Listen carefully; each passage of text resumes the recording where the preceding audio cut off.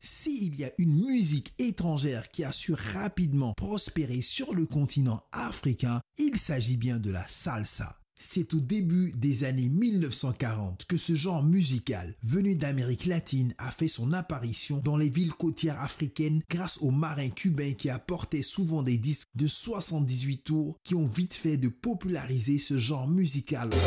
La salsa est à la fois une musique et une danse qui nous vient de Cuba et qui a subi l'influence de rythmes et sonorités américaines telles que le jazz. La salsa est une danse sociale, on peut appeler danse de salon. J'aime la danse cubaine, j'aime la salsa qui est une version de la danse cubaine. La salsa, c'est une liaison de la danse cubaine et du rock. La salsa, c'est une musique, sinon un rythme américain qui, depuis les années 50, bien avant, est répandu en Afrique, dans toute l'Afrique. C'est dansé un peu partout. Donc, c'est devenu une musique totalement africaine. La Côte d'Ivoire n'est pas restée en reste du mouvement salsa. La fièvre a aussi gagné le cœur des Ivoiriens. Alors, ici et là, des clubs de danse se créent juste pour cette sensation. Alors, je suis coach depuis environ 6 ans. Et ici, dans cette école, nous pratiquons la salsa.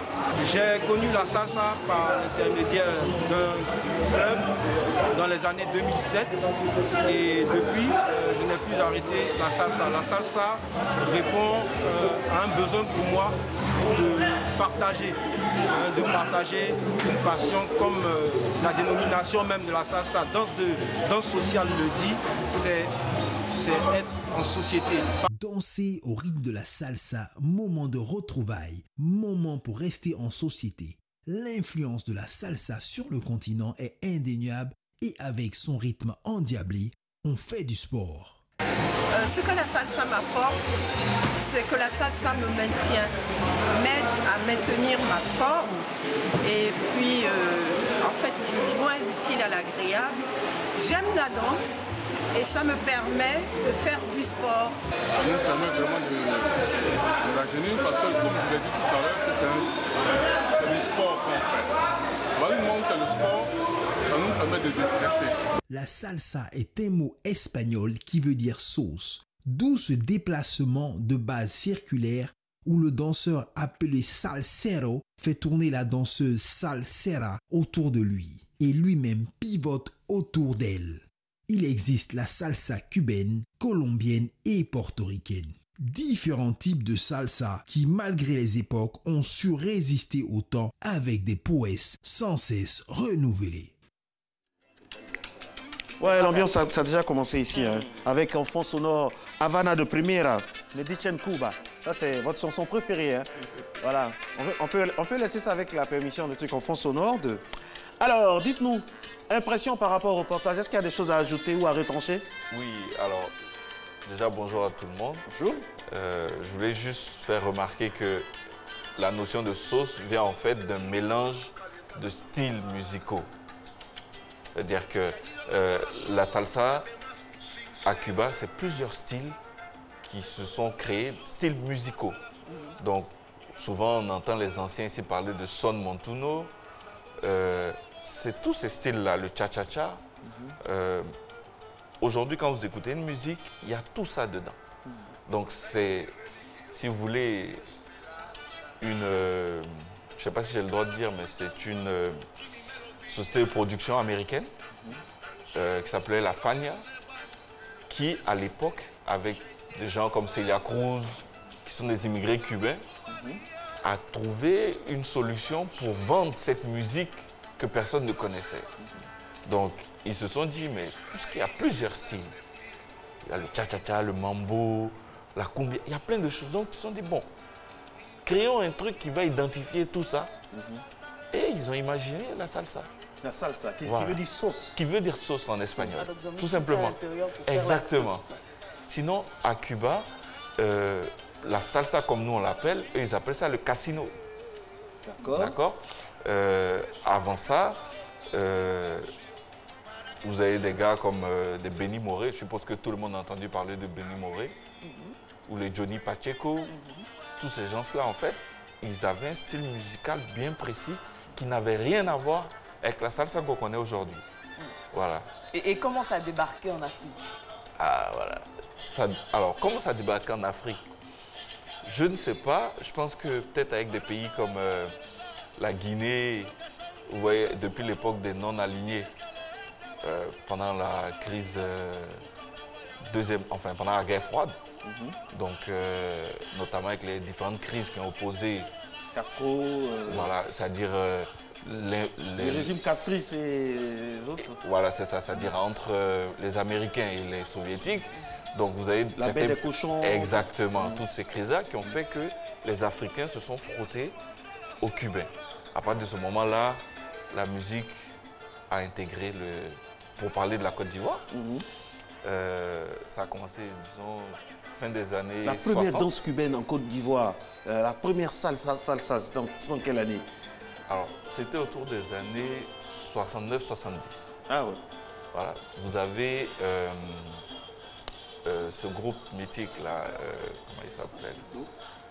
Oui, Africando, mais Africando s'est inspiré en fait de notre groupe. Oh, je suis en train d'oublier. Bah ouais, déjà, alors nous sommes avec Ibrahim Keïta et pardon le Kwasi Ngoran sur le plateau. Lui, c'est la danse. Vous êtes vraiment imbattable, un crack en matière de danse. Et tout à l'heure, vous allez faire une démonstration avec Nessi, à mon corps défendant, mais bon, je suis obligé. Alors, les pas de danse, est-ce qu'il y a une certaine africanité de danse? Est-ce qu'on peut faire un peu d'histoire par rapport aux pas de danse? Écoutez, les pas de danse, c'est la salsa qui se fait à deux. La danse me raconte toute une histoire. D'accord. Ok. Alors, le cavalier sa cavalière en face de lui, essaie de dire, de communiquer. C'est un dialogue devant la cavalière, d'aller à droite ou à gauche. Donc tout ça, tout ça c'est bien. Oui. Donc, moi, j'aime les choses pratiques. Je vous donne la permission officiellement. Mais si vous voulez bien, vous allez aller. Avec plaisir, voilà. c'est vendredi. J'ai mal au cœur, mais bon. Femme. C'est la musique pour nous. Okay. Alors, mesdames et messieurs, c'est à matin mon heure. Donc, voilà. Voici, voilà. Voilà.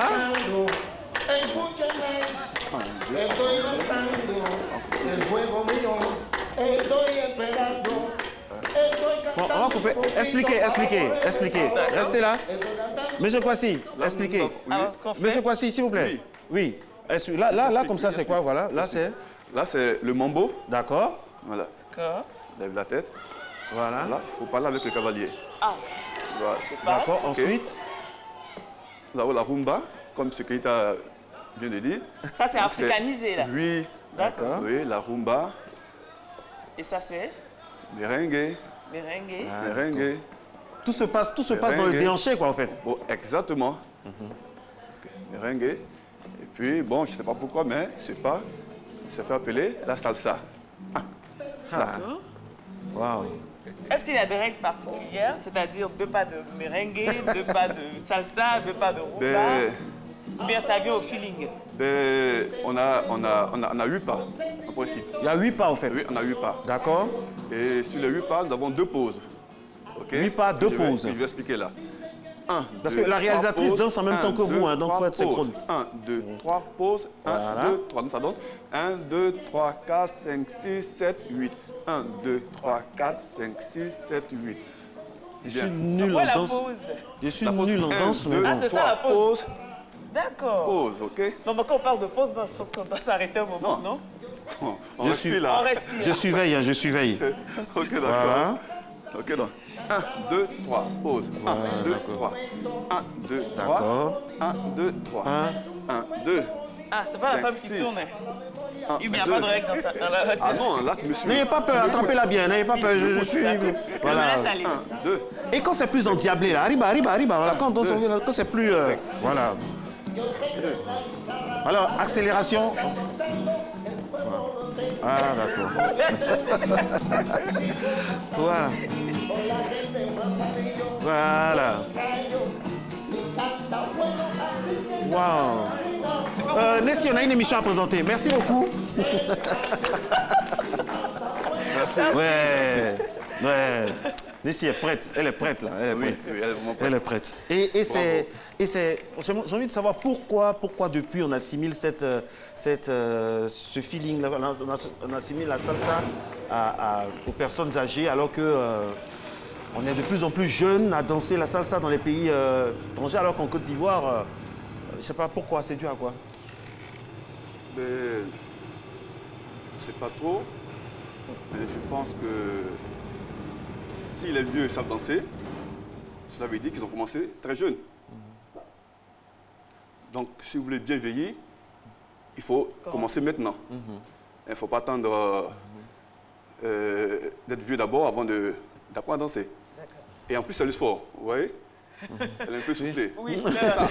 C'est du sport. C'est du sport. En tant que professeur de danse, que pensez-vous du niveau de la salsa ici en Côte d'Ivoire?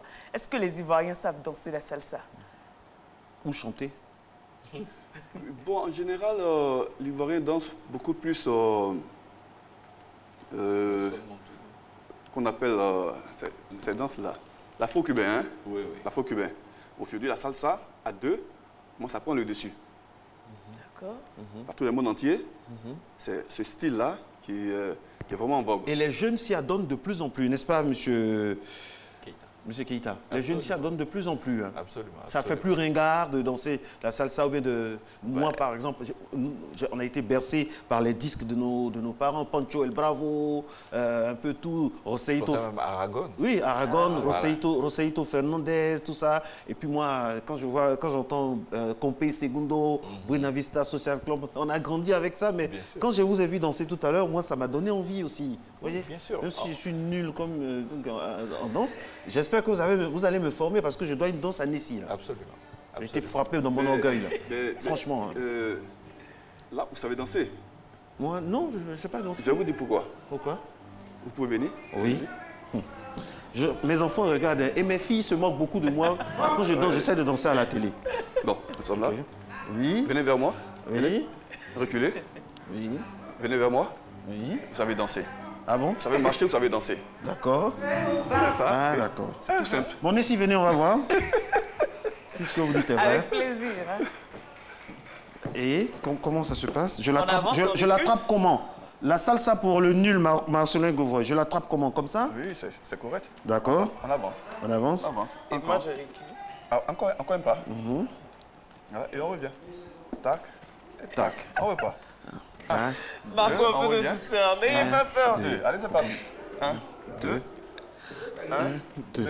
Dérocher. 1, 2. 1, 2. Super. En fait, quand les gens me regardent, je suis gêné. Non, mais c'est super. Sinon, si c'était dans le noir, j'allais bien danser. Oui. Et puis ensuite, maintenant, qu'est-ce qu'on fait? Pour montrer que je suis un peu aguerri, là, qu'est-ce que je fais? Oui, comme elle vient de dire. Non, moi, je vais l'attraper. Oui, moi, je vais l'attraper, oui. Comment on fait? Comme elle dit, il faut déhancher. Donc, 1, 2, 3. 1, 2, 3. 1, 2, 3. Ça là. Oui, vas-y, mets-toi l'aide. Non, allez-y. Faites, je vais voir d'abord. Si on peut mettre un peu. Oui, la rédactrice en chef est en train de danser en haut. Tu viens vers moi. Vous avez en exclusivité Kadi Fadiga en train de danser. Voilà, c'est bon, c'est très bien. Voilà. Que vous êtes présente, hein. Faut pas baisser la tête. Ah, tout se passe au fait, ça se passe là au fait. Exactement là. C'est ça. À quel moment on se jette dans les bras de son cavalier ou de sa cavalière? Quoi? Allez, on y Ça, va. c'est l'affinité. Ah, d'accord. Mais il y a un peu de zouk dedans en fait. Non. Il n'y a pas de zouk dedans. Est-ce que quand on a une bonne base en zouk, on peut s'en sortir? Oh, pas forcément, hein. Pas forcément. On peut s'en sortir? Tourne. Allez, vas-y. J'attends de me jeter. Ah, d'accord. Mais la musique, on attend la musique. Hein. Quand vous êtes prêts pour la musique, on vous attend. On vous attend. Parce qu'on danse sans musique, là. La tête. Voilà.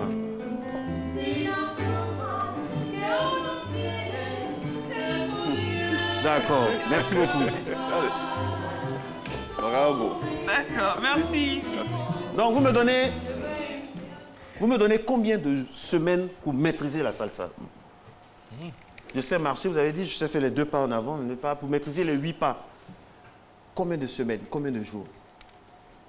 Il y a la Saint-Valentin, le 14 février. Je veux surprendre donc ma compagne en l'invitant donc à une soirée salsa. Comment je fais?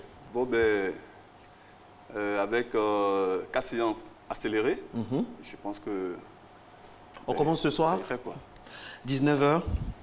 Et Nessie viendra aussi également. Ok, sans faute. D'accord.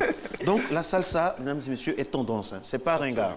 Absolument. Ça revient de plus en plus, étant donné que c'est une danse chaleureuse. Et vraiment, ça te permet de t'évader. C'est-à-dire que quand tu danses la salsa, tu ne penses à rien d'autre. C'est incroyable. C'est totalement différent d'autres danses qui existent. Tu danses la salsa, c'est authentique. C'est anti-stress. Anti-stress. Et vous êtes chorégraphe. En tant que chorégraphe, vous voyez les autres danses. Absolument. Les autres tendances qui prennent de plus en plus d'ampleur. Vous n'avez pas peur pour la salsa? Alors, j'aimerais juste rappeler que une danse, c'est la musique. Vous savez, les origines de la salsa, l'origine musicale vient d'Afrique. Notamment un peu plus d'Afrique de l'Ouest. De nos frères du Nigeria, qui constituent un peu la base rythmique de la salsa. Et en Afrique de l'Ouest, nous partageons cette base rythmique. Ce qui fait que tout un chacun, même si vous n'aimez pas, vous ne connaissez pas, quand vous écoutez la salsa, vous avez envie de bouger. C'est comme ça. Donc, je veux dire, une partie du combat, c'est déjà fait. Il n'y a rien. Ils ne peuvent rien faire contre nous. Ils vont passer, nous on est là. C'est une danse qui traverse le temps. Les cours de salsa, est-ce que c'est pas un peu trop coûteux?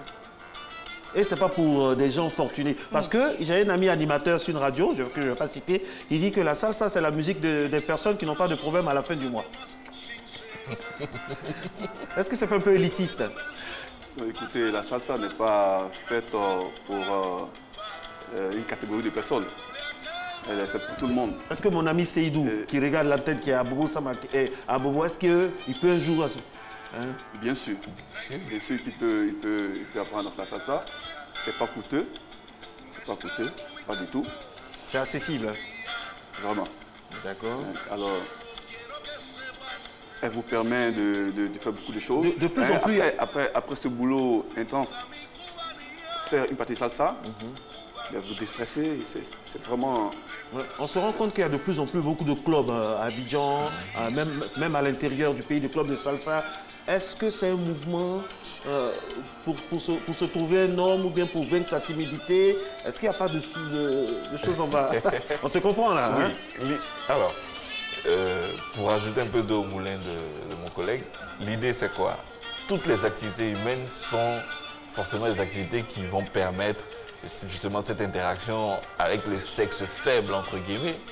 Non, tout en sachant qu'elle nous commande. Non, on n'utilise plus ce terme. Le sexe opposé. Le sexe dit faible, dit faible. Le sexe opposé, c'est pour ça que je dis entre guillemets. Le sexe sans opposé. offense. Ok, le sexe opposé. Voilà. Dit faible. D'accord. Donc, elle est seule ici. Non, tout va bien. Forcément, il y aura des rapprochements, mais vous n'allez jamais voir dans une soirée salsa, par exemple, des gens qui se comportent mal. Il y a une certaine élégance. Il y a un respect de la femme. Parce que là, je l'ai vu quand il dansait avec Nessie, j'ai senti qu'il était un peu gêné. C'est vrai, c'est parce que j'étais là, ou même s'il a senti les yeux de la rédactrice en chef depuis la régie, mais on a senti sérieusement une certaine prévenance. Les amateurs de salsa sont élégants, prévenants, toujours bien habillés. Toujours bien mis, ils sentent bon. Propre. C'est très important. Très propre. Très important. Donc il y a un état d'esprit qui va avec. Ah oui. Pour le couper décalé, ce sont les faroteurs, toujours près du corps, avec les travaillements. Donc je ne peux pas trop m'avancer là-dessus. Je connais plus ou moins, c'est pour ça que je vous dis. D'accord. Ça, c'est le coupé décalé. Ce sont des faroteurs, des gens qui aiment se faire voir, qui aiment faire le boucan. Et pour la salsa... Quels sont les codes de la salsa?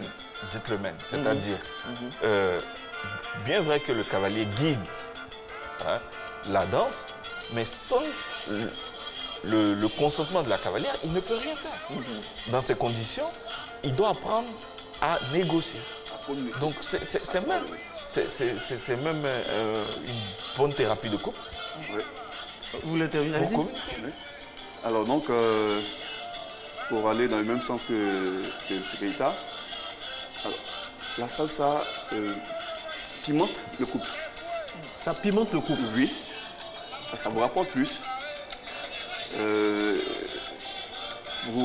La salsa, vous pouvez rencontrer d'autres personnes à travers la salsa. Vous allez pour prendre des cours avec d'autres personnes. Donc, à des rencontres. Alors, il y a la salsa à deux, il y a la salsa seule. Alors, quels sont les artifices pour savourer un bon son salsa? Un dimanche, je suis à la maison, il y a un magnifique coucher au lever de soleil, je suis sur ma terrasse. Quels sont les accompagnements? On parle de cigares, cognac, enfin, c'est quoi l'artifice? Alors, l'artifice. Je pense qu'il faut peut-être recentrer la chose. Nous sommes des danseurs. Le cigare, c'est une culture de Cuba ou d'Amérique latine bien spécifique. À l'époque, les colons, parce que vous savez que Cuba produit du tabac. Alors, non, c'était juste pour parler de l'environnement, quoi, en fait. Non, vous n'avez pas besoin de cigares.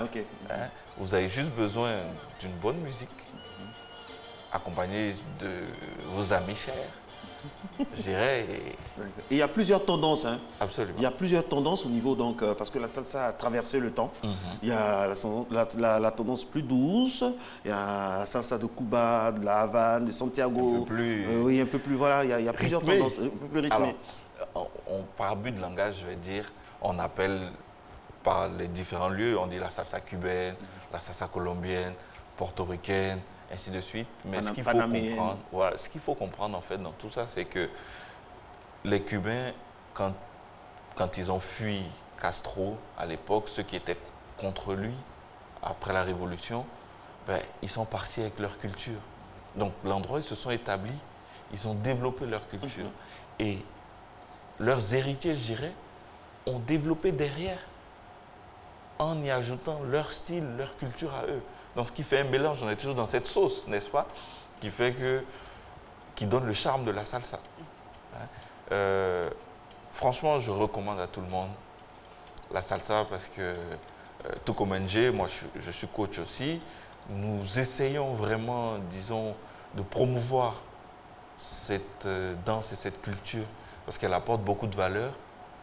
Déjà en termes de santé, c'est un excellent cardio. Parce que ça te permet de danser pas trop vite, pas trop lentement. Pendant ce temps-là, avec une musique qui te berce, qui te met tellement bien, qui te donne du bonheur.